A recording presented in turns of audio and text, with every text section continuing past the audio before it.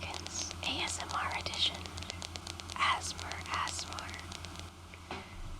No, I can't do that. Anyways, that's all you're getting. Hi. You're pretty good. It kind of felt like a spider on a typewriter. Like it was. That's my handle. That's like my VTuber handle. Yo, I'm all about it. Plug it. Let's go. Spider on a typewriter. Oh, it's. You got a good ASMR voice, Isa. Yeah, I'm out here. Thanks. I know how to whisper really well. It's just like a thing, you know. Yeah. Anyway. You got the nails. Yeah. Hi. Yeah. Hi. This is Oops All Dragons. This is not an ASMR podcast. This is a podcast where we talk about D&D, tabletop, role-playing, nerdy shit in general. I'm Lisa. I'm Varun. And today we have friend of the pod, member of the pod. Like, all right, he's Absolutely. the third to the Trinity here, who's just. He's the only reason these get posted. hey! I do the YouTube conversion. goddammit. Oh. He does the actual editing. Okay, but he does a lot more work. True. Yes. It's Noel. Hi. Hello. It is Noel. Noel with his amazing voice. I try really hard. I mean, that was honestly the laughter that I threw in there was mostly for me to clear my throat so I could have a little more gravitas for the intro. So. Yeah. Oh, so no. Noel is our interviewee today. He's not just our editor, but we have played the D&D together. He runs his own stuff. And we finally figured out schedules to get him on, even though he's, a member of the actual team here. Yeah, we're out here. You actually get to hear me speak for once. Yeah. Vern brings up a great Which, to be point. fair, if you you have a great voice for podcasts, you should have your own podcast. Well, I was going to say, to be Thank you. fair, he has his own stream, so if you follow him on the links that we send for the streams, LoboKidd, right? Yes, we actually do sometimes talk about D&D because my co-host and I also both play in at least 2 campaigns together, and we can't help it. There's usually a situation in our stream that requires us to bring something up about D&D. It's not up to us, man. It's in the bylaws. Once you start playing, you got to bring it up at least once a week. Have you been playing Elden Ring? Is that why? No, actually, I haven't gotten into Elden Ring just yet. I just picked up. Into it. Yeah. I did recently pick up Tiny Tina's though. Oh, okay. So And speaking of D&D, Yeah, exactly, right? That's been really interesting and a handful of fun, honestly. But I jump from game to game, so it was just really interesting that I didn't expect it to have that much of a D&D influence. The whole premise of the game is you're playing through Tiny Tina's D&D campaign. With a bunch of weirdos. Yeah, I'll be honest, I didn't look up much about it before I started playing it. Sorry. This is the one Borderlands game that's just completely different from the rest. Even though it is a Borderlands game, it becomes a Borderlands game once you get into it. Oh, 100%. And I feel like that's where it's got me, because that's the niche that I enjoy, is nerdy and funny, All right. and also lots of murder. Murder and loot. Yeah. That's pretty much it. It's a winning combination, really. All right. Yeah, honestly. All right. So, Noel, you been up to anything else beyond streaming in Tiny Tina? I have. I've actually been trying to grow some more bonsai. I've been trying to be a plant daddy for a little while. Nice. Because real relationships are too hard to foster, so I try to get real close to these little greenlings, and they're great. Gary died. Larry is he's lost some leaves, but I just planted like 24 little seedlings, so I'm Okay. hoping that they start sprouting soon. Okay. I Those are made homemade very- crunch wraps. I was gonna recently. say the bonsai. Those are very delicate, right? Yeah. You gotta, like, if you don't have them in the right soil, in the right conditions, they'll give up on you. They don't get hardy until like a year or 2 or 3 years down the line. Wow. It's Dedication. it's not a hobby that gives immediate satisfaction. Yeah. A lot And of that's what I'm trying to do. I'm trying to I'm trying to work off those little give me happiness now demons, you know? Okay. Give me that. Yeah. Give me the serotonin. Give it. Exactly. Hand it over. It's like little gremlins. Anyway. All right. Speaking of serotonin machines, right? I have made it 1 month since I deleted all the social media apps off of my phone. Ooh. And I haven't. Snap, snap, I've snap, only- snap, snap, I've only got on Twitter a little bit. And, snap. Nice. Our It's our been- Twitter, right? Yeah, Twitter barely counts. Also. well, I just Depends on how the long way I you get spend around on it is I'll go on Twitter on my laptop. If it's on my laptop, it doesn't count. If it's on your laptop, it doesn't count.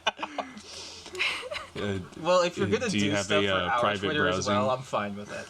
But no, Well- that's a good, that's a pretty good life decision, I think, in 2022. Just Oh, like, yeah. don't my use phone social use- media. My phone use went from like almost 10 hours a day down to like 4.5. Mm-hmm. It's Yeah. kind of amazing. Yeah. I have so much time for like dissociating. I was gonna say activities, but that counts. To do nothing. Yeah, stare out into space, mind empty. It's great. Contemplate Just my be a different Meditation. existence. Yeah. Have an existential crisis. Is that not what meditation is? I'm pretty sure that's what it is. I did it like once or twice. I think I'm an expert. It's true. That's I think that you only counts. need to do something twice to be an expert. All right. I'm pretty sure that's what the rule is. And what about you, Varun? What's going on with you? Bunch of stuff. Top of the list, I got engaged. So that's Congratulations! That's awesome. so that's fun. Lisa already knew, but it's still hype. You know how I was pretending to not know how But that was you know That was really good acting. Nova and I we have an agreement that I can absolutely use our engagement for content, and here we Oh, go. nice. Hell yeah. That's what I'm talking about. And that's gonna lead me on to my my rant of I don't know if it's boy. gonna be right. like a heated rant, but it's gonna be just my inflammatory statement of just like I think all theme parks are shit. And on this episode I of hate What them all. Grinds Varun's Gears. Oh, we were crucified. I hate them all, every single one, including Epcot. The only one I potentially give a pass is Busch Gardens, just because they're fucking honest about what they are. They're a bunch of rides, but every theme park is just like you gotta go wait in line in the hot with so many people who just like they're like wild animals who have been let out into the park and just forgot how to live. So there's some people who are just like slouching and everything. Some people have completely forgotten their hygiene. I mean, and Epcot was where we went. Like I didn't propose in Epcot. I proposed. I Nova knew it was coming, so I kind of hinted that like, hey, we're gonna go on this Epcot trip, and my parents are gonna be like, this is a perfect time. Oh. But Nova hates being the center of attention, so they were expecting just everyone staring at us as I was doing this thing. So instead of that, I did just like a little private thing with us before we went to the park. And their reaction was, "Are you fucking kidding me?" because I've been making them sweat for about a week about this big huge proposal. That's awesome. Hell yeah. But Oh yeah. man. And then we go into Epcot. We have an okay time because it's us, but just like it's more of us and we're engaged versus like I want to be at Epcot because even like the food ain't that good. It's overpriced. There's a shit ton of people. No one's wearing a mask. We got freaking COVID. Like just we're wearing masks. But we're going to this thing. We only went to Epcot because we couldn't be in Magic Kingdom with the rest of my family. Like we missed out on the reservations, and we were fine. But their little daughters, who my family from Trinidad, they were going to Magic Kingdom. They weren't vaccinated because they're too young, so they got it. They spread it to everyone. It's been a bad time. Oh man. Just bad memories associated with like parks, and I it stems back all the way to that when I was 7. First time going to Disney, and my parents new to America, and just got a green card, all that stuff. They take us like heart of June. With Oh jeez. me, my younger brother, who's like 4 at the time, and our 2 elderly grandparents, and we're going to all 4 parks in one day. Oh no. It just started the ball rolling, and it just crescendoed in Epcot last week of just all boy. the BS we had to deal with. I just see like a picture of young Varun very disappointed at a park, and then the scene changes and it's older Varun in the exact same state of disapproval, spots. just older now. Yep, that's exactly what happened. Oh, man. Man. Like I have to disagree, Varun. like I understand disagree all your- you want. You can be I wrong. understand your experiences have been bad, but the Epcot ball is cool. It's not. It's not when you gotta wait like an hour to get into it with like an entire school's worth of people. Do you not understand what a theme park is? It's a tourist trap. There's a Yeah. lot of people there. Oh god damn it! And It like sounds like they got Like, you. okay, if your problem is having to wait in line, how many people are there and whatever, like, okay, if you were to take away people, like, if you were to be like, be offered to like, hey, there's this one day we're only letting 100 people into the park today, Yes. and you are one of these people, yes, like, would you be able to enjoy the park then? yes, because I've done that before. Like Honestly, Okay, that so sounds what incredible. you hate is crowds. I- You don't hate theme parks. Sure, you hate crowds. Fine, I hate theme parks on a regular day. I hate Okay. theme parks 99% of the time. Okay. You hate crowded places. You hate tourist traps because we also know I you hate hate Miami. crowded tourist I know traps. you hate LA. Like, I understand. If it's a con and it's a good But don't- con, I will go to that con. But if it's MegaCon and the entire con is a giant dealer's room, go fuck yourself. Damn.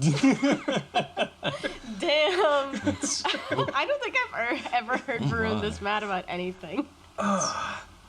So Yeah, these crowded places. yeah, man. like when I like I told you, when I hate something, I go full out. Like Man, this is a new side of you, Varun. this is this. I'm an expert hater. I just don't hate a lot of things.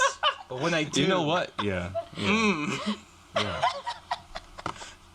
Oh man. Yeah, you reserve your hating for what really deserves it. Meanwhile, and I'm a fuck very liberal Disney's hater, like but I $8 only a just kinda slice hate- pizza. Fuck you, Disney. Oh, how about Gross. the fact that like it's like $4 for a bottle of like for for a bottle of water. for But it's- water. but It's like it's- $5 at this point. But Inflation. it's what's the water that tastes like garbage? Oh, yeah. Dasani. No. That they have? Yeah. N- That's what they sell there. It's your choices are either like $4 or $5 for a bottle of Dasani or like $8 for a bottle of Smart Water, and it's like, well, Dasani's not water, so I guess I have to spend $88 on the Smart Water. That's like the lowest possible thing on my totem pole of grievances. There's a lot of shit I hate, That's not even the first notch. That's not even first 100. Other than that, so that's my hate of just crowded theme parks out the way. Other than that, I've been catching up with some shows. I caught up on Ultraman Season 2 so far, and it's alright. Tiger and Bunny 2, I just saw the first half of that season until the second half comes out. It's fucking great. Tiger and Bunny's the best superhero anime ever made. And I'm actually watching the live-action Cowboy Bebop, and I get why people hated it. The first episode is basically a redo of the first episode of the anime and a little bit of the movie, and it's pretty good until the end when they start just showing Vicious and Julia, and I'm like, oh, like, that's weird, because only like 2 to 4 episodes of the anime actually focus on them. All the other episodes are pretty standalone. And then the second episode comes along, and then, like half of it is Vicious. And he's talking, and his wig is terrible. And, like, yeah, I get it. Like, I still have to make my way all the way through it. I don't know if it deserved to be canceled, like, week 1, but I can see what people were talking about. Yeah. They're kind of missing the point with how they made this show. Yeah, I get that. That also reminds me that there's so much anime that I needed to catch up on. Did you see that the Rising of the Shield Hero is back? I have not watched any of that. I thought it was actually pretty good. I'm also really into action animes. So, cool. There's that, but I still need to get into Jujutsu Kaisen, because I've seen some of the fight scenes from that show. It looks awesome. Bonkers, yeah. The fight scenes in that show are really crazy. The premise is interesting, too. Yeah. And I also watched, just action-wise, some Attack on Titan, which, again, action-wise, pretty freaking good. The author's views on Japanese nationalism, not as good. Thank you. I thought I was gonna have to bring it up. Genocide is the solution to all these problems. Bad take, bud. Yeah. Bad take. Really I gotta say, I don't think I've ever considered the geopolitical ideals of the authors of the content I consume, and now I feel like I should. I feel like I should look that up. I'm a Gundam fan. Like, Yoshiyuki Tomino came out of World War II, so a story about a bunch of kids having to pick up, weapons and fight a war. I've been it's in everything. Like, anything with an author has an intent, and it's up to you on like how that colors your, perception of it, and some of it. And some of it, to be fair, is like Dragon Ball. Like, I don't know if Toriyama has a whole lot of geopolitical things to say beyond like, hey, wouldn't it be cool if this dude punched this dude? Fair, yeah, fair. Like, they don't go into a whole lot of like how the Dragon Ball world works.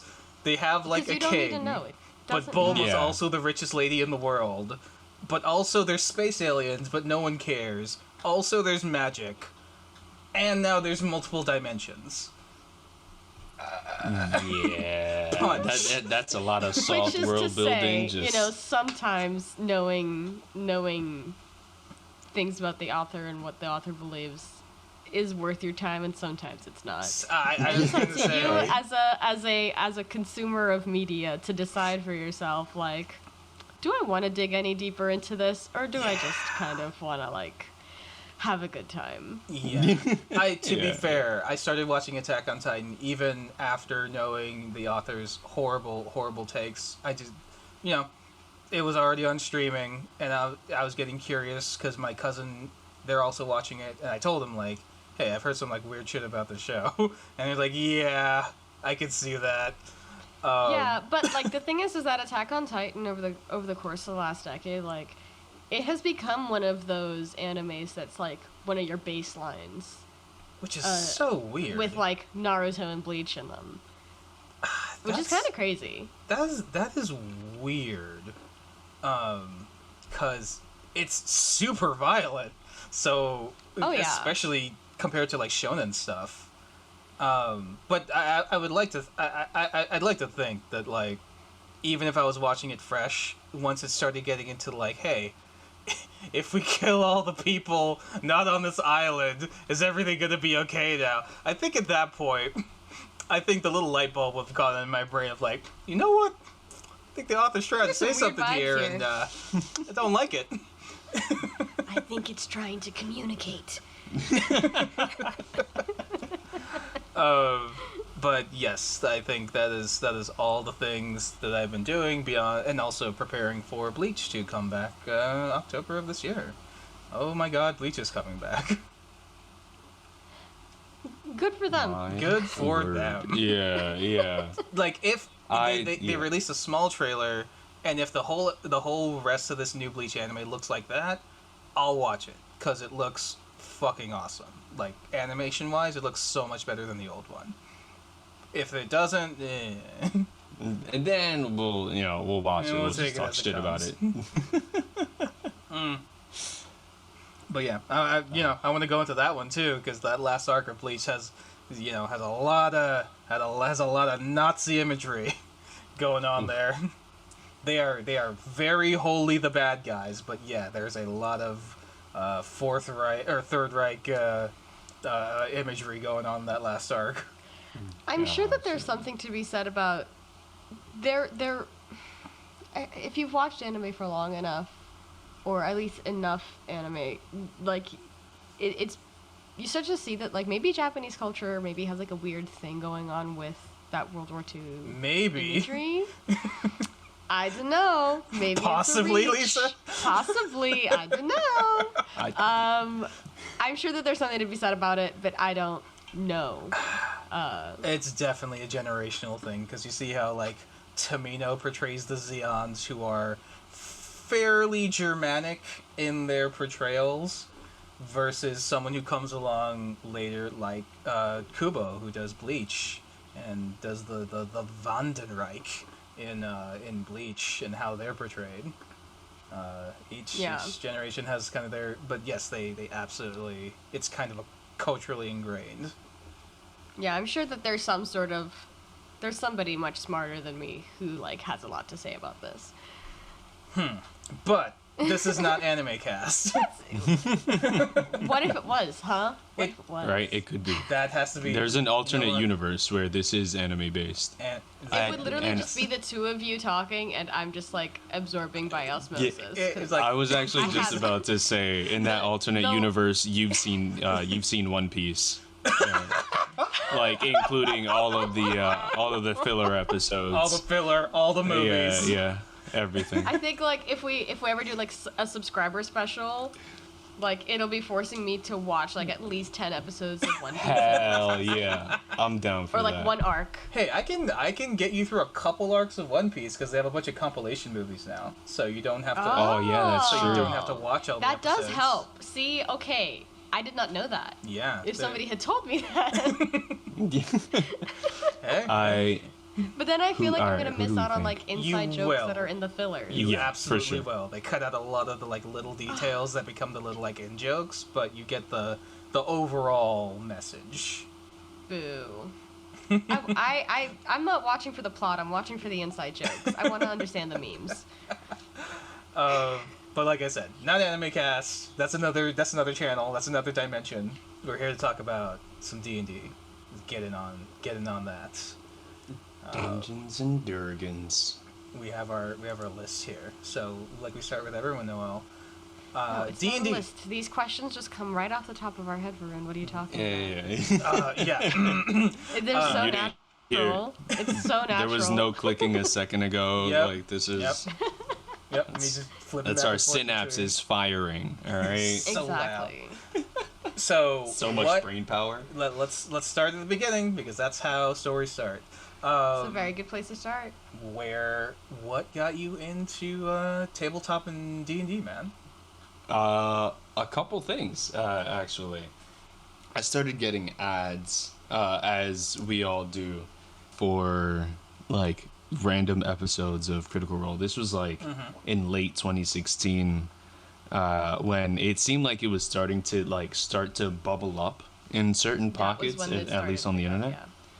And I ended up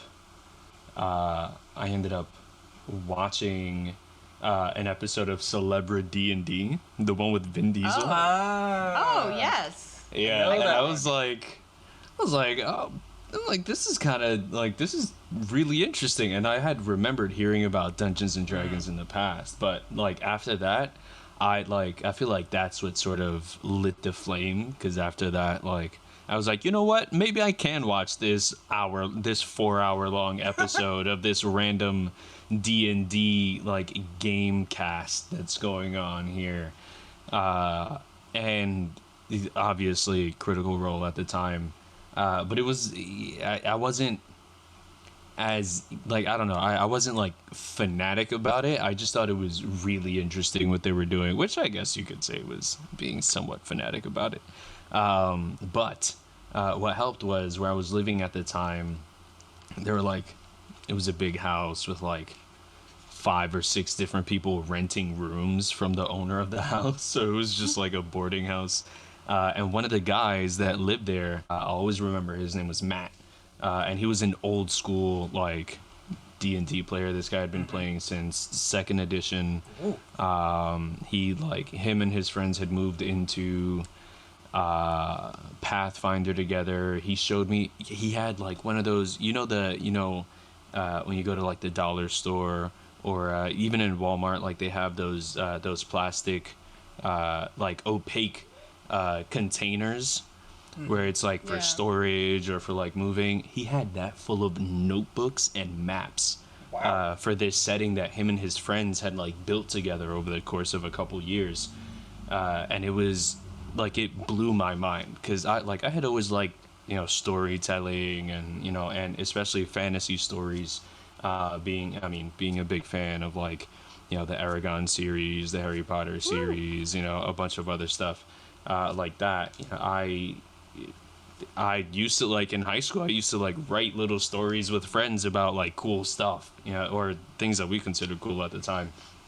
And then to hear that, it wasn't just a localized thing, that it was a bunch of other people that were creating stories where their friends could come in and join and just imagine together and have fun together. That I was I was hooked. So you played with your roommate then? Yeah, so he started? Actually I was just gonna say he ran a little he helped me build a character, build my first character. It was a ranger, because I didn't know any better. And but I had a wolf companion, and everybody knows the wolf companion is broken. As long as it can hit, it'll trip, bouncing off of a strength save. And that was everything that. I think I fought a troll or something, and I wasn't supposed. That's when he introduced me to the concept of you're not supposed to use your video game knowledge or real world knowledge of okay, trolls have to die to fire, to be able to not regenerate, stuff like that. And that was the first actual play that I experienced, was as a player. And that was Pathfinder? Yeah, it was using Pathfinder rules, because I think the first thing that I got really interested in was I wanted to make a class where you could enchant your weapons to do different elemental damage, and I thought all that was cool. And he showed me, he's yeah, that's already a thing. It's called the Dusk Blade, and he found this book of I guess I don't know if it was actually called Unearthed Arcana, but it was just an extra little piece of lore from a source book, and that was it. I was yeah, I'm gonna use this. I actually found the notebook where I started expanding on it too. and was that 20? When was that? Ooh, that was late 2016, early 2017. Ooh, so was it like? Oh, so we started playing around the same time. I was gonna say, so was that like Endgame Pathfinder 1? It was, yeah, Like it wasn't. million character customization options. Yeah. So he when he put me onto it, he gave me his copy of the player's handbook because he had a second one. Mm-hmm. And then he was like, you can use any of my feat books to figure out what feats you want. And then he goes to hand me like 3 different textbooks. Yeah. And then like one little How many pocket phone journal. books? And I'm like, what the? This is too much. I'm like, I opened one and I'm like, that one. He didn't give you like a prestige class book too, just on top of that. Good. He might have. I kind of blacked out after a while. I'm like, this is a lot of. I'm like, I like reading, but this is a lot. I came in on, end game Pathfinder 1 as well, of just like the free shit you could get, just the free stuff you could get. There were so many options. Oh yeah. It was ridiculous. Oh yeah. Okay, so yeah, you learned the game, you learned not to meta. So then, when did you make the jump to 5th edition? So up at that point. Yeah, after initially like playing with him, we honestly just did that one session for me to like learn conceptually how at least how combat ran. I didn't actually end up playing for a while. Hold on, I'm sorry. Bring me back on that question again. What?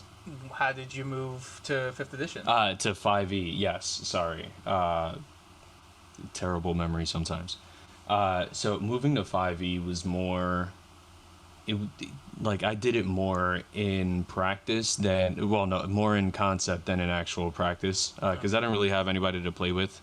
So I would read up on the systems. I ended up making a D&D Beyond account as soon as I found out about it. I had tried making my own physical character sheets before, and I'm like, this is the worst thing I could do to myself. Oh, come on. So I looked up online because I had nowhere to learn, no real context.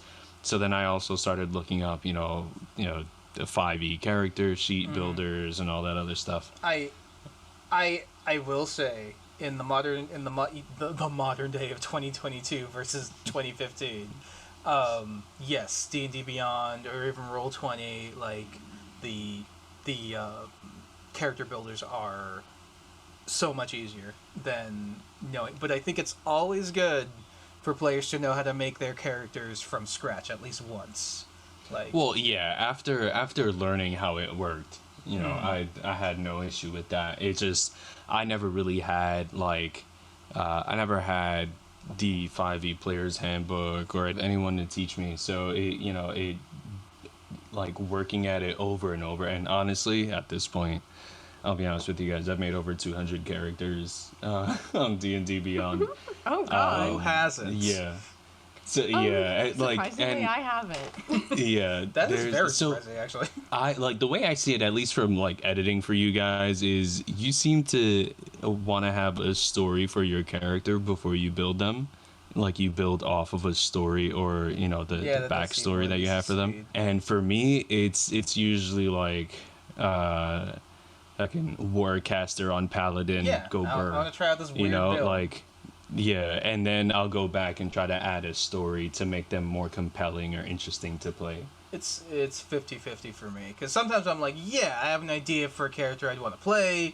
I want to go ahead and make them and have them ready just in case. And other times it's just hey, look at this weird new thing from the new book. I want to make something with that.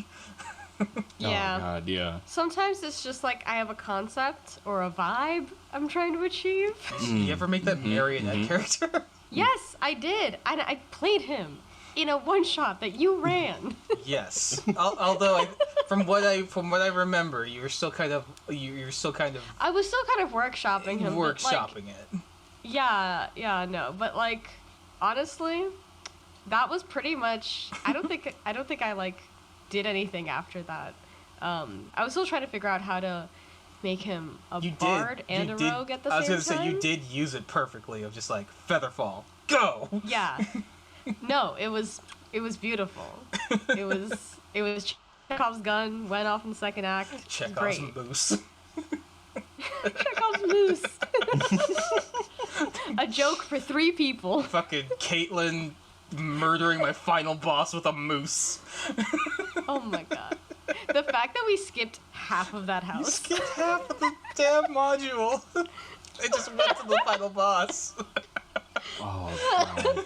Like we missed out on a bunch of shit too. I like tried to get y'all on the page, and you're just like, nope. We found the hidden passageway. We're going to the hidden passageway. Jumping out this window. Yeah, like there's a big fight happening. Bye. Oh, yeah. Oh, Jesus. Yeah, that story constantly makes me think about like my first time trying to run a campaign for some people? like like they were employees for a little bit. I wonder if they felt they had to play the game or. This is for you were working at BurgerFi at the time? No, this is when I was working at Five Guys in New York. Or rather, they were employees from that time, but I was trying to run a module that I had just found online. I did very little preparation for it because I figured, it's only one page. How hard can it be? Yeah, I quickly learned. So we started getting it together. It was a little clunky, but we started, we were having fun, so that was all good. And then we get to a certain point where like the actual thing is like the actual point of everything is supposed to happen. Like it's supposed to be a siege on this tower of like, orcs and goblins. And, it's a neighboring village that's trying to come into this town's domain, decimate the town, and then, take over all their stuff. The party was supposed to like head the siege and like help fight off the encroaching warriors at least long enough so that backup could arrive and then they could escape back to town. And they found the secret exit within the like within the building, within the tower, and was just like, oh, screw that, we're going this way, bye, peace out. And I'm like, are you guys sure? And they're like, yeah, we don't want to fight these guys. There's a door right here. We're gonna find out where it goes. And I was like, oh, okay. Well, that's I guess that's it. And they're like, what? Game's over. They're like, what do you mean? I'm like, yeah, that was supposed to be the door you used at the end of everything. So maybe I'll come up with something for you guys arriving at town. And I never did. The village is destroyed, and there we go. Yeah. That's pretty much what happened. Your action. Exactly. Yeah. You all survive. All the villagers are dead because there's no one there to fight. Yeah. Good luck selling everything you stole from the tower. Yep. Yeah. Lots of fun. And I think, and then the second time I ran something for some friends. It was so I've written a couple things to try to like start a setting of a campaign or start like little areas. And one of the things that I had always thought was really cool is to like have a base. A base of operations for your party, right? A place where they can, basically a keep, right? So I wrote this place. Yes. Exactly, right? So I made this place called Hammerden, Hammerden Keep, right? And I'm like, all right, it's swarmed with undead. I helped, all of my at least the newer players make their characters. And immediately, so one of my friends, I'm with him as he's rolling, and he rolls 3 1s and a 2. For scores? Yeah, for the on the first roll, and I'm like, you know what, bro, that's below a 6. I'll let you mulligan that. Like, don't worry about it. This man proceeds to roll 3 17s, an 18, and 2 16s.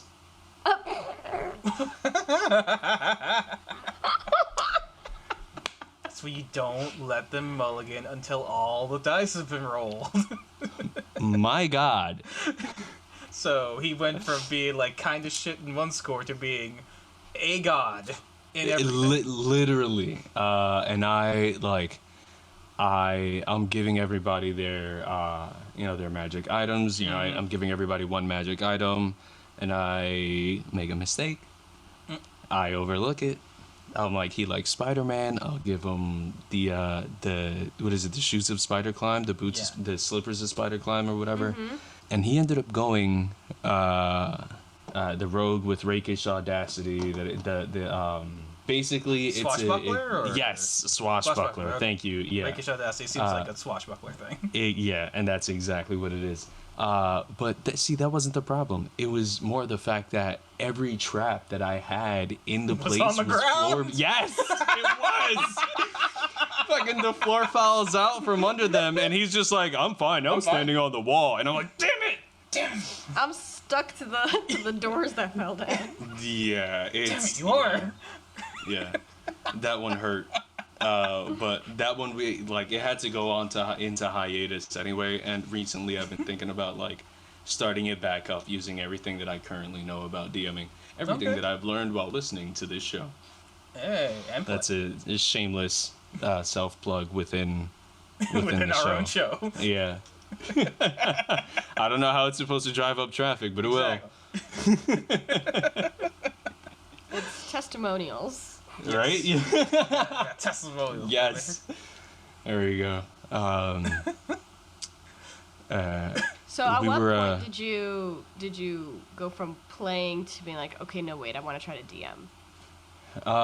I think honestly, I started writing my first quote unquote campaign before I actually got invited to start playing in a group, and then it was maybe after a year or so that I picked up enough courage to be like, you know what, these guys are screwed up anyway, they'll enjoy it.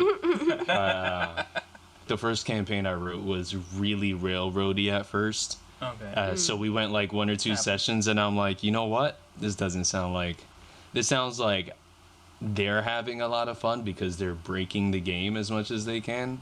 But I'm having a little bit less fun because it's not what I expect. So I took some time to, to work on my expectations of the game. Because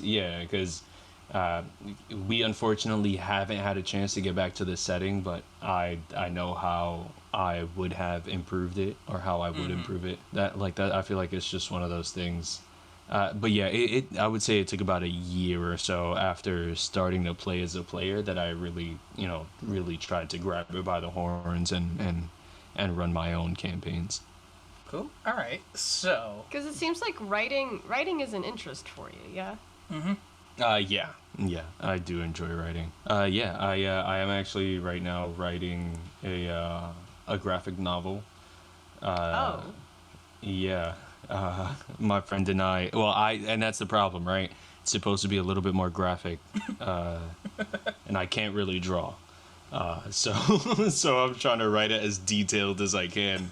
So when I find somebody who can draw, or convince myself to try drawing, I'll have a pretty good frame. It's gonna be like Watchmen. You have all the text. Yeah, honestly, yeah. And I'm trying to work on it. I'm trying to frame it in a way so that some of it can be subtext, right? So you can just infer these things from from some of the other lines instead of having to explicitly state everything. Sure. Yeah. Have you tried storyboarding it out? Yeah, that would be my suggestion. Yeah, actually, I have figures. one. Yeah, I have you ever seen the storyboards for Knives Out? They're so funny.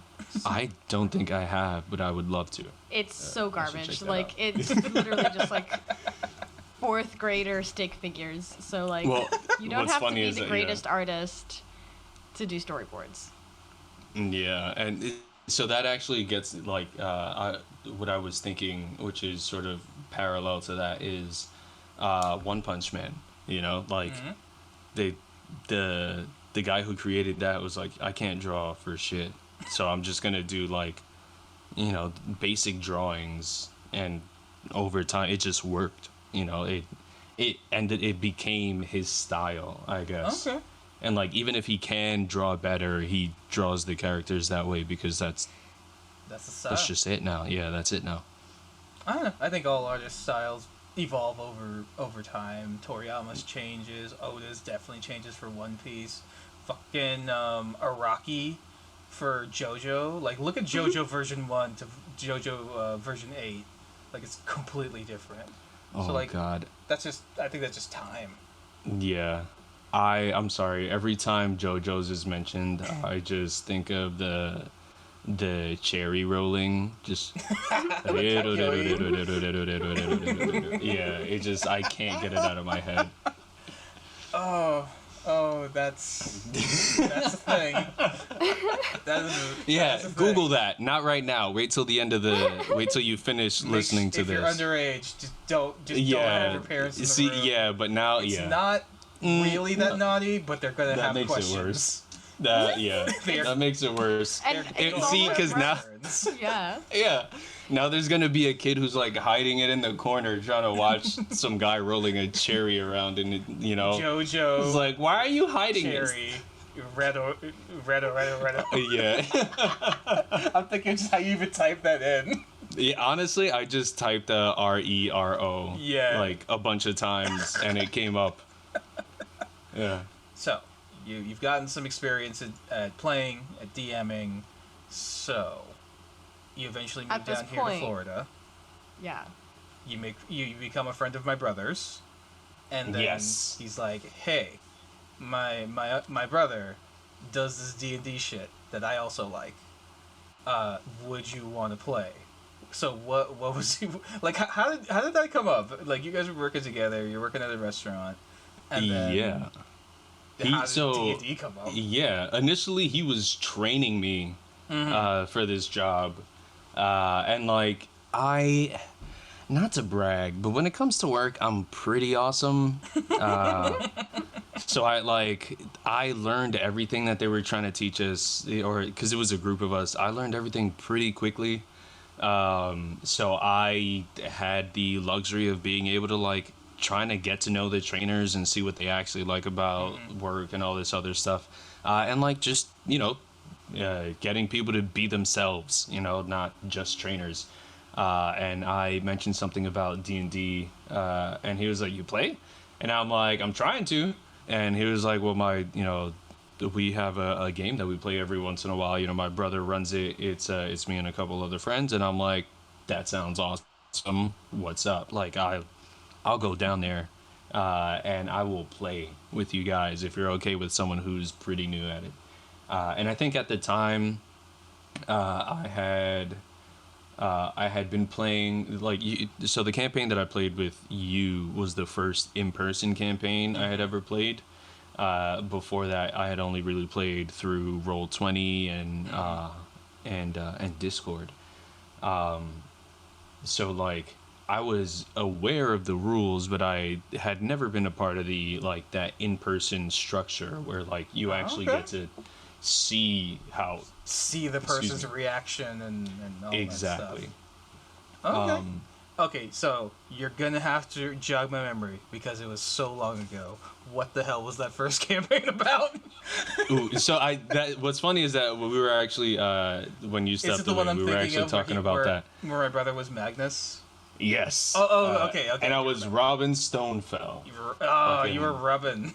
Yeah, I got my ass handed to me by some giant goats. Yeah. We had Narciso. You guys and just Artemis. rolled up on like a horde of giant goats, and you're just looking for food. So you just started some shit, and they just handled you. Yep. Before the rest of the party could show up, like. I was like, I think I was on the back of my horse, Dynatos, which means strength in Greek, or at least that's what Google said. and we're like, you know what, we'll keep going forward. And it's like, all right, roll a perception check, low on perception, boom, blindsided, giant goat. Giant. Right. Yeah. And I failed the dexterity save to land on my feet off of the horse, like falling off of the That was a horse. bad So day. I hit the ground. It just, did not. That didn't go great for me immediately. So I'm going back and thinking of like how I made that campaign. I think starting it, I wasn't exactly sure where it was gonna go, but by the end, I knew, because to just cut to the end. My brother and Saul's characters, they were holdovers from a previous Pathfinder campaign, which we played for a long time. We played that. That was my first campaign. We actually finished it. They had a big old, ending to it. But just because of scheduling stuff, we never really got to the big bad. But none of that was woven in too much into the story. Like, a lot of what they did was like a lot of role playing stuff. So it was fine. Like, it was a good ending to the campaign. But they wanted to finish it. So those two specifically, they were like the most gung-ho to, like, they want to see what happened to their characters. So the whole campaign is building up to, like, they have to find a thing. Like, they're in this new world. They're coming from Pathfinder world. They're in D&D, but, like, they've lost all their stuff. All their people are gone. All their people are lost. They had a whole guild that's gone now. Most of their powers are, like, weird or different or completely gone in some cases. So we're like, what the hell's going on? So the whole campaign is figuring out what's going on, and then you roll in because you're actually a D&D 5th edition character starting in, and you're like, yeah, this is how the world works. But, like, you'll help them out, and eventually they finally get back to this dimension that they kind of helped create way back in that first campaign, and they realize that they are essentially Star Trek transporter clones of themselves. Oh shit, that's right. Yeah, because they see, they see some of the old characters that they used to interact with, and they were able to send them back home, but they can't go home. They're like, what the hell's going on? And they see through this, like, magic mirror that they can see themselves, how they ended up, how their characters ended up in that world way back when. But they have a choice of, do they go back and potentially, like, screw all that up, like replace this person or blow up the universe because, two people are sharing the same space at the same time, or do they stay in this new universe? And Saul and Avata, they choose to stay eventually. So they choose to stay, but they get, like, they get pretty, like, useful boons from Tusk, my DM NPC from that game, who, to be fair, was in that game, but I did not use it to railroad the players or anything. Like, he was just there as, like, a big dude that they knew in case they needed help. He gives them the things, and he gives you a wish spell, and we still have yet to decide what that wish spell does.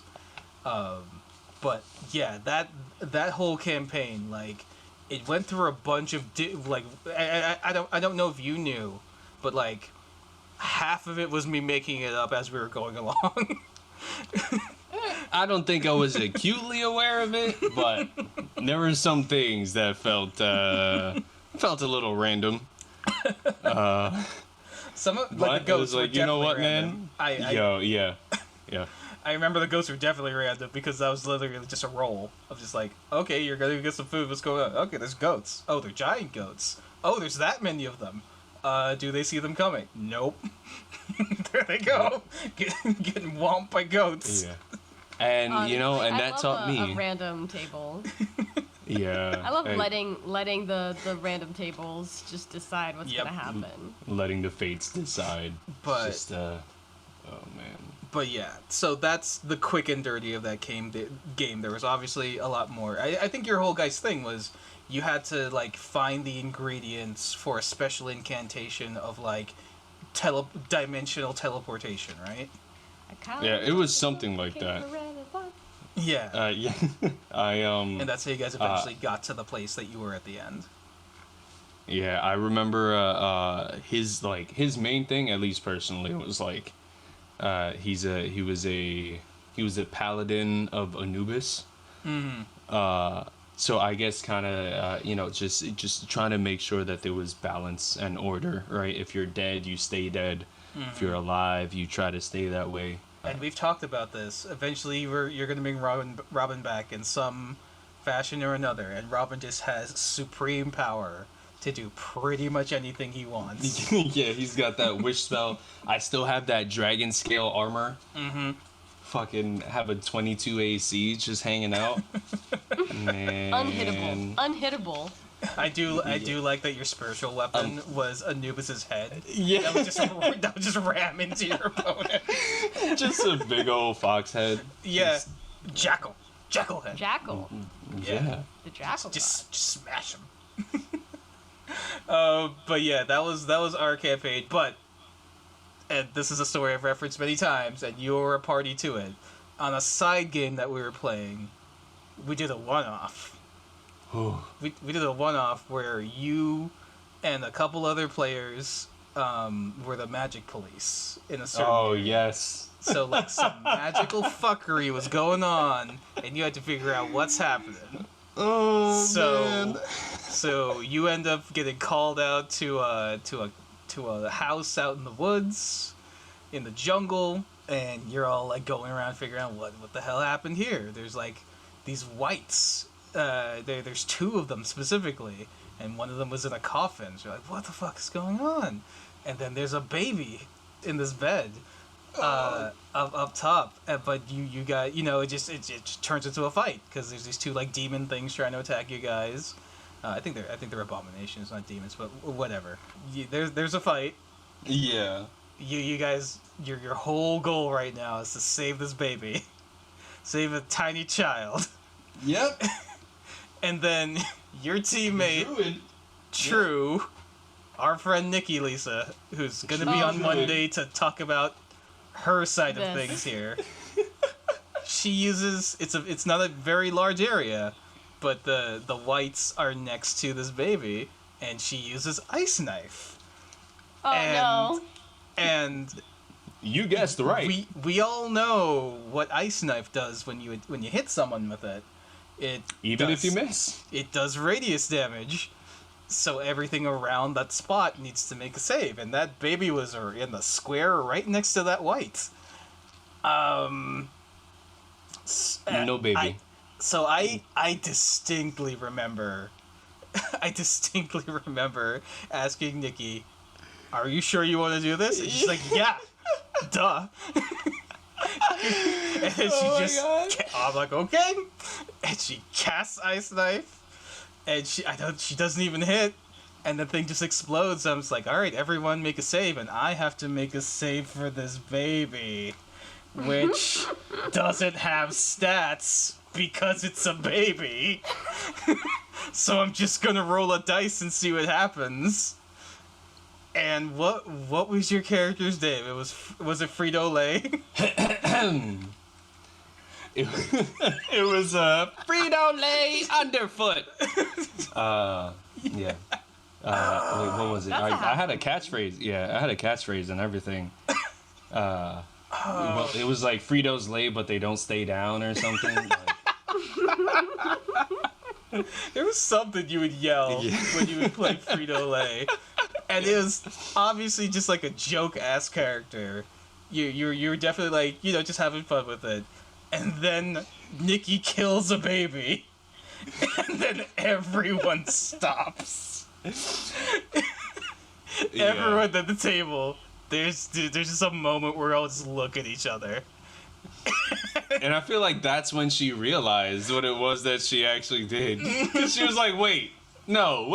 Yeah. And everybody else is just head in hands. Yep. We had one job. Like, oh my god.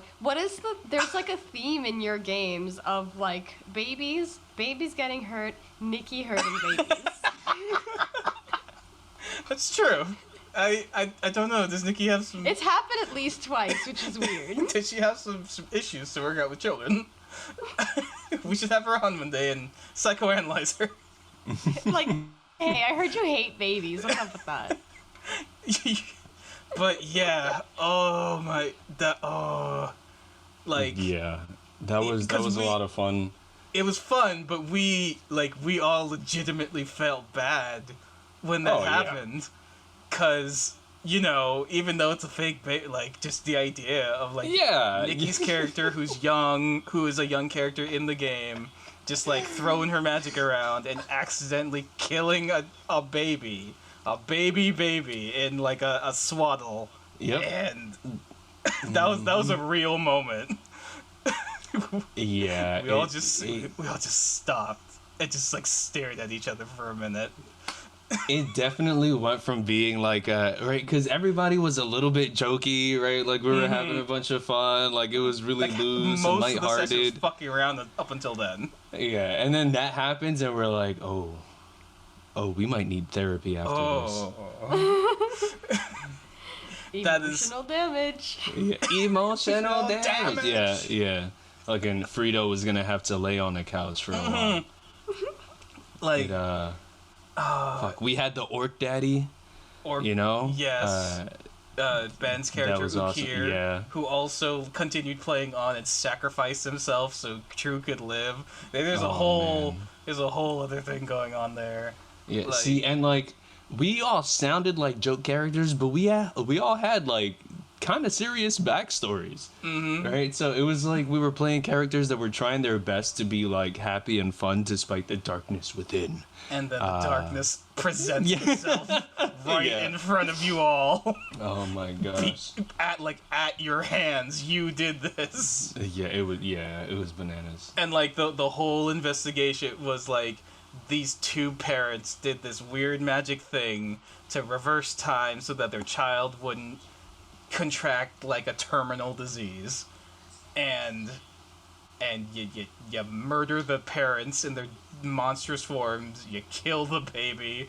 It was just it was a good session, but it was a hard session. Yeah. It was just a single session of just a one-off that I made up just the day before or whatever, and just it went so dark. It still was very fun though. It was very with you. Yeah. That's something that I won't forget anytime soon. That's one of the D&D stories that I will absolutely never forget. And it's you were the one who reacted. You were just the baby. Yeah. And it was legit. It was just like a legitimate reaction of just yeah. What did you do? Yeah, oh god. Everyone felt bad, but she felt the worst. Yeah, she didn't want us bringing it up for a while. So I think it's going to be really interesting editing that episode. I will still bring it up. Once in a while.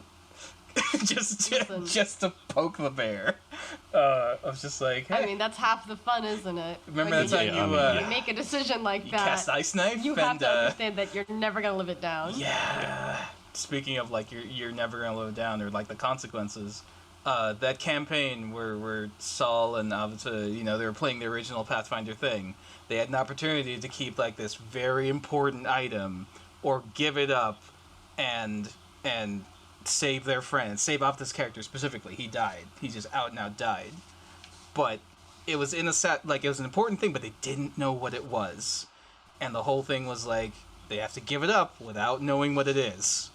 So he gives it up, his character is able to come back to life, and I have to this day never told him what was in that bag. To this day, half a decade later, I have never told him what was in that thing that he gave away. He's asked Did you me actually since. have something? Yes. Yeah. Yes. Okay. There was a thing in there was a thing in there, and I'm not even gonna say it now because is it something that if they were to find out, they'd be like, "Fuck." Yes, it definitely is. It wouldn't hit as hard now because it's years later and it's an old campaign. But it was at the time, if they had known what it was, they'd be like, "No!" It's a true resurrection scroll and No, ring of It's wishes. like an important story thing for one person, and he gave it the fuck up to save his friend. Oh, Damn. that's worse. Yeah. Damn, that's evil, Varun. Hardcore. You So gotta hardcore. respect the dice, and you gotta respect the decisions. You gotta let those consequences live.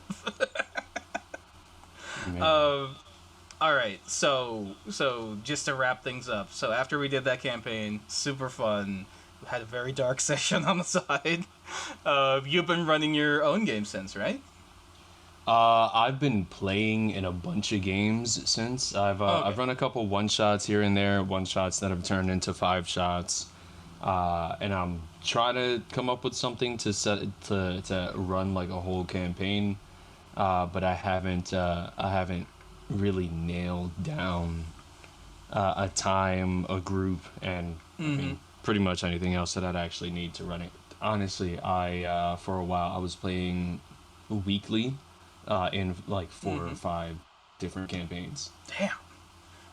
Yeah, it like we would play Thursday, Friday, Saturday, Sunday, and then the Sunday games would alternate between 2 different campaigns.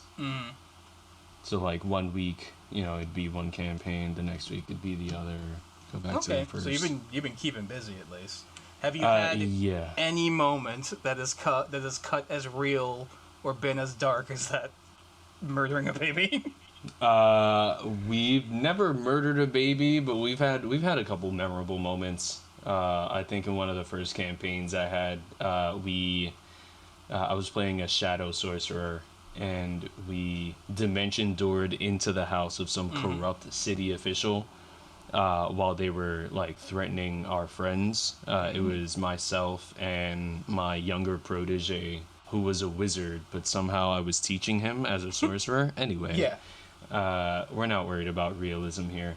And we cleaned him the hell out. Like, we went in there, paupers, all right? Less than 100 gold each. We walked out of there with magic items and platinum galore, all right? my It was God. too heavy for me to carry on my frail body. I'll be encumbered. I'll take that. I'll take that hit. I like we scooped as much as we could. Like they almost, almost all the furniture in the room was shaking because like something was about to come in. Shit. I was able to teleport us out right as the door was opening, which was great. And in a more recent game, we had a guy run up to the big bad, and he beat the big bad in a grapple check, and jumped 200 feet off of a tree to try to kill the big bad. He got Awesome. one of the party sorcerers cast Featherfall on him because he was no longer grappling the big bad. The big bad hit the ground, got back up, and then just teleported back to the top again. I was like, I'm gonna finish killing the rest of you guys, and then died like 2 hits after. I was gonna say, did he take 200 feet worth of fall damage? What was it? It was because you remove one, so it was like 19d6, and like he survived on like 20 something HP, but he got mushed wrecked. after he got back. That's awesome. Throw him off a giant incredible. tree. Throw him back off the tower again. Yes, throw him off again. And the guy just like the other guy had to stay down there because it was gonna take him way too long to climb all the way back up. I mean, he He's did just- the bulk of the damage. Yeah, seriously. But during that fight, Using your stage to your advantage. Think outside the box. Like to that effect, I actually had the character I play in that is a padlock. He's part paladin, part warlock, and I have Grasp of Hadar as one of my eldritch invocations. So whenever I hit somebody with an attack, I can pull them 10 feet towards me. So I was just pulling people off left and right. Off, like just, you come over the edge, you come over the edge, you come over the edge. So that's been great. Nice. All right. So, are there any other weird anecdotes that you want to throw in there, or you think we could call this an episode? No real anecdotes, but advice. I was gonna say I'm gonna pretend to be offended that you didn't ask me for advice. I remembered. Yeah. So I actually like one of the biggest things that I like parrot to everyone who plays with us, whether it's their first time, is know your character and your character sheet. Yeah. At the end of the day, the DM can't play your character for you. They're playing everybody else. You know, like, Yeah. if you know what you're capable of and you know what your character would want to do or what you want your character to do, you will find, you know, you'll know what to do. You know, you won't have to worry about, oh, okay, can I do this? Should I do this? Can I do that? You know, you're more comfortable with it at that point. Yeah. And then I also say on the flip side, let's be patient with each other. You know, new or not, sometimes we're playing a new class or trying something different. You know, so you never know. You know, there's a difference between somebody like holding everybody up because they're ignorant, and you know, somebody who's like actually overwhelmed. You know, so we gotta, you know, we can be a little patient. You know, it doesn't hurt. I like to say have integrity and generally try not to suck. It's tough being a person these days. You know, we want to have fun. That's why we're playing a game with peers or friends. If you want to be a power player, you know, have some efficiencies, knowing your spells, their effects, casting times, ranges, that's always great. Recognize when other people are doing things, but you know, you don't have to join. It's just good to be aware. I tell you one thing, I've caught a few sneaky cohorts pilfering some extra gold by paying attention well enough to make a perception check. You know, just stuff like that. You know, just if you spent time making this character, get to know them. You know, look at that character sheet, know what you're capable of, and fucking do it. And also, just because you're not proficient in something doesn't mean your character wouldn't do it. Yeah. Thank you. Nice. Oh man, that's a big one for me. Intelligence checks for Dot. Yeah, all of my. I'm doing them anyway. barbarians. I'm doing them anyway. Still making that Arcana. Yeah. I am a bimbo, but I'm still gonna try to make those intelligence checks. Let's do it. Oh my god. Yeah. All right. It's a fun time. I do the same thing playing Layla in Austin's game, where for some reason I keep making like nature checks, and why I understand why that's an intelligence-based thing, but like it sucks. It sucks when you don't have any intelligence, and you're a druid. Listen, you're supposed to know about nature. You could just. I don't need to know how to read to know that poison ivy, it doesn't go on you. Like. Yeah. Yeah. Poison ivy doesn't owie. Like, I don't need to know how to read to know that. Ask him if he could use wisdom for nature instead. You see, and that, I feel like that's something else that, you know, we got to be a little bit more open to is, like, making adjustments. If you could, make adjustments, or if you can make an argument for why you should be able to use one stat over another to your DM, depending on who you're playing with, they might let you, you know? Like, I know some people that can make intimidation checks using strength instead of charisma because they got big old muscles, but, you know, their charisma, their face is not so believable. You're telling me you're not going to be afraid of a barbarian who has low charisma but has muscles the size of your head? Looks like he'll rip you in half. Exactly. Yeah. You know, like...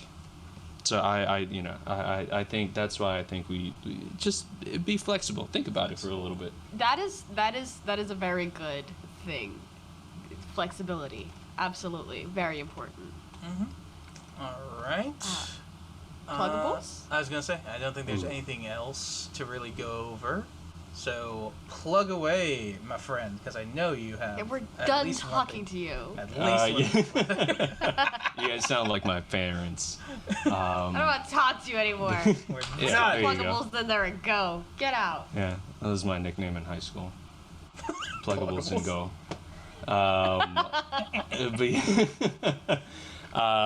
So my best friend and I have a podcast that we do usually bi-weekly called Working Title. One, because we couldn't figure out what we wanted to call it, and also because we're always working on some new weird idea and we never have names for them.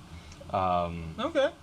And we actually started. I've been posting them to YouTube for the VODs at least for later watch. What else? I mean, you can follow me on LoboKidd at where is it? Twitch.com. Twitter, Twitch, and on Instagram. I think my stream page is LoboKidd as well. I like sounds and working with them. I like funny words and interesting things. If you have one of those, send it my way, and I'll probably enjoy it. We recently talked about breakups on one of our shows, and I thought that was really interesting because everybody has had a breakup, and sometimes they're good, sometimes they're shit, I feel like for some reason that just made me think of like relationships in D&D, and how it can get really awkward sometimes when you have to role play an NPC relationship with your DM. Yep. But I know people it's that also already like awkward. to do it just to make them uncomfortable. Yeah. Sometimes it can Yeah, get weird when it's between players. Sometimes it you could have two players who IRL they're in a relationship, but then their characters like there's like a weird tension. It's not that their characters are into each other; they're just sort of like being weird. And you have to learn how to balance that. So it's like you said, within the Noel, game and it's without weird. the game, you have to balance it. All right, we could go on for another 4 hours. I'm Probably sure. could. I need food though, so I think Yeah. let's call it a day. Word. Bye, y'all. Peace. Thanks Love, for unity, listening. respect. Thanks for listening. Give us a like, comment, subscribe. I got it in there at the end. Yeah. Yeah. Oh, man. All right. Bye. Oops All Dragons is a group effort. Our show is edited by Noel Hernandez, our theme was composed by Brendan Lyons, and our logo art is by Azif On Q. Links to more of their work and their social media will be in the show notes. Find us on YouTube and Spotify, and check us out on Twitter and Instagram at Oops All Dragons.